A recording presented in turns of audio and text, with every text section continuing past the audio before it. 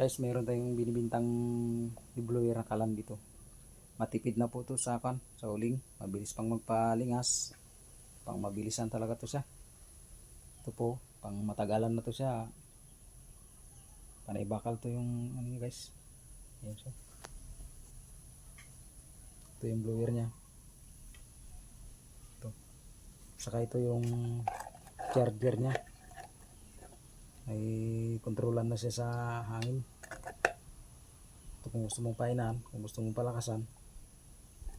So, saksak mo lang to sa kuryente. Saka bakal din ito yung ano niya, guys, yung gamit namin to sa sa gilingan. Ito bali ang kanya siminto, ito lang ang siminto sa gitna. Bali may bakal din po dito, may bakal din po siya dito sa gilid po yung style niya. Baka sinong magkagusto ng kala na blower, mura na ito guys, pang matagalan talaga, pang matagalan na to siya.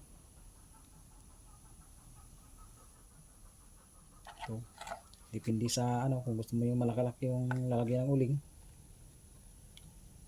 Mayroon kasing lalagyan, mayroon kasing gusto na yung maliit lang, mayroon gusto yung malaki.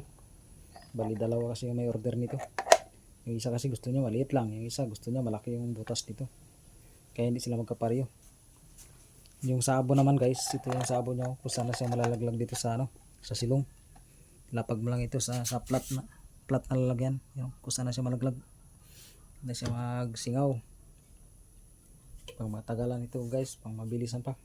Pag hindi mo rin siya ma-pull yung blower niya kasi nga malakas din masyado. May order na to, dalawa pa lang to siya.